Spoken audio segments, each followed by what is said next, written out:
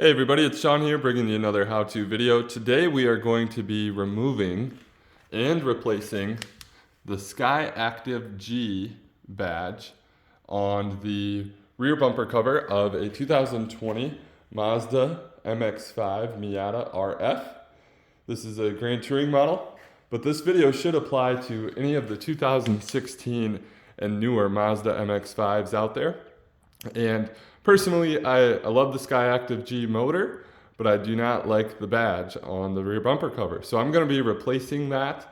I did decide, I was considering replacing all the badges with black emblems, decided to keep the chrome. I do think it has a classy look, even though it is on a white car. But I've decided to replace that Skyactive G badge with an OEM genuine Mazda Roadster badge, and this is a JDM Roadster badge. I believe this is how these cars come in Japan. Instead of the MX-5, I think they're referred to as the Roadster. There is the part number, and here's what we're going to be using today. So for sure, we're going to need to remove these pins off the back of the badge. So I've got a small Dremel tool here. I'm going to use this very tiny cutoff wheel to cut those 3 pins off.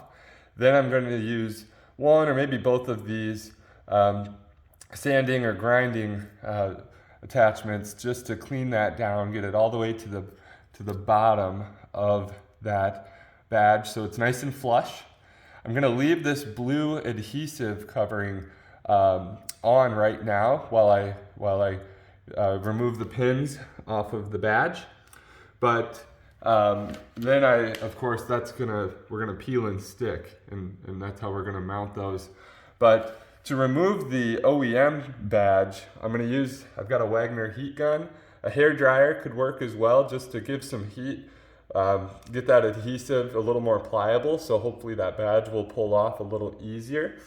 And then I do have a plastic razor blade or a small plastic kind of trim tool, but could be helpful possibly in removing that OEM badge. And then I've got some shop towels, some alcohol. I've got some Glue Gun, which is a little bit more of a mild adhesive remover. We do want to be careful not to use anything too heavy duty, especially when we're talking about our factory paint. So I'm going to try to get away with not using the Glue Gun if I can, but it may be helpful just to remove that last little bit of adhesive if the alcohol doesn't work. And then my last recommendation for you is to get some painter's tape and to tape off around the OEM badge as close as you can, even inside the lips of the badge. That'll just help us prevent any marring or little dings or scrapes on the paint. I've seen some other videos where people have just completely ruined their factory paint by getting these badges off, and that is absolutely unacceptable in my mind. So I'll get started on taping off this Skyactive G badge, and then we'll start the removal process. Okay, there you can see my tape job. Make sure you're getting all the way underneath the lips of the edges of that badge to help give us the best coverage as possible. Of course, you can do the tape job that you'd like, but I just used 1-inch painter's tape. You could use 2-inch and give you a little better coverage, but I think I should be good in my case. So now I'm going to use my heat gun on a lower heat setting at first, just to try to warm up that adhesive and see if it'll make the badge removal process a little easier. Okay, after using the heat gun, it definitely made the badge come up easier. And I can show you, there's still some adhesive left we'll have to clean up, but the badge at least pulled up. Once I got the corner started, I just needed to carefully pull the badge upward. Again, that's where the edging of this, having that tape job definitely keeps the surface from being damaged, the paint there. So I'm going to go ahead and clean up all of that excess adhesive, and then we will be cleaned up and have the area ready to place the new badge. Okay, so before I remove all the last remaining adhesive, I just wanted to point something out. Most of it I was able to get just with my fingers, working that factory adhesive back and plucking most of it off.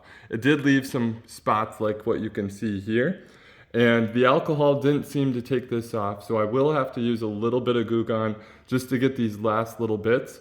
I'm gonna actually use a microfiber rag with a little bit of Goo Gone on it to first just dampen the adhesive to let the Goo Gone do some of its magic, and then I'm gonna use a dry section of that microfiber rag to kind of grab the adhesive, and I'm gonna use different spots on that rag to get all the rest off. But you can see I've worked through a good chunk of it, and I'm almost done, and the finish has been undamaged so far. So just before I wrap that up, I wanted to show you and give you an idea of how I'm getting the last little bit.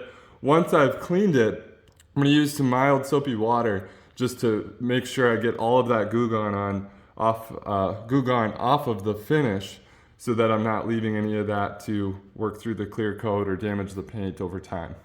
Okay, now the adhesive is gone, the surface is prepped and cleaned. I'm gonna move my attention back to the new badge.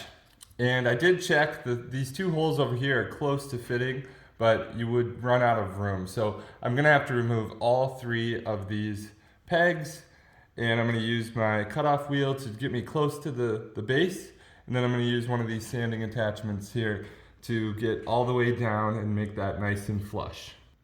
Okay, I've got all three tabs cut off, and then I used my little pink grinding ball there to get them now flush. They're actually under the adhesive in the other spots, so that's great. They'll all be nice and clean. This should go on great.